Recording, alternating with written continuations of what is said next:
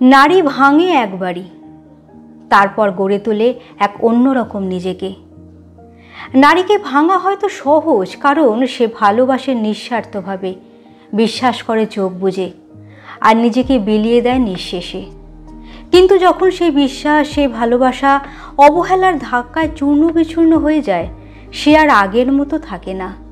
সে ভাঙে, তবে হারে না, কারণ সে জানে অন্য কেউ এসে তার ভাঙা হৃদয় জোড়া দেবে না।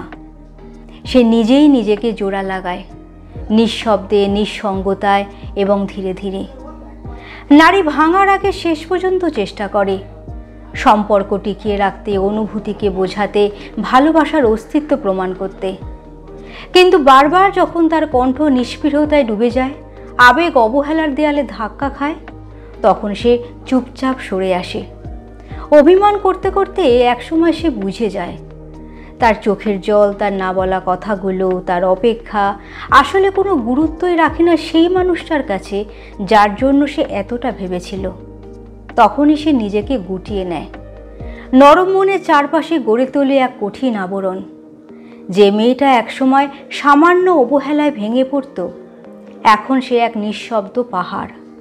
অনুভূতির ছায়াও যেখানে পড়ে না। কে ভালোবাসলো, কে ভুলে গেল, কে কাছে এলো, কে দূরে গেল, এসবের হিসেব রাখা বন্ধ করে দেয়।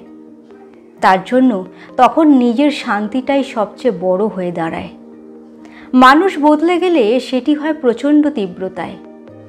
একবার পোড়ামাটি যেমন আর আগের মতো নরম হয় না, তেমনি একবার আহত হৃদয়ও আর আগের মতো কোমলতায় সাড়া দেয় না।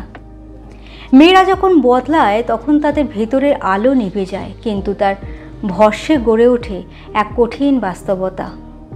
তখন আর কেউ চাইলেও সেই আগের সহজ সরল মেয়েটাকে ফেরাতে পারে না। তাদের বদলে যাওয়া হয় না প্রতিশোধের জন্য, হয় আত্মরক্ষার জন্য, হয় নিজের অস্তিত্ব টিকিয়ে রাখার জন্য।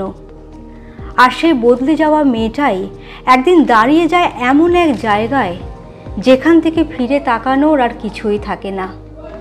তখন সে নিজেকে ভালোবাসতে শেখে, একা থাকতে শেখে, এবং বুঝে যায় ভাঙা মনেও গড়ে তোলা যায় এক নতুন জীবন।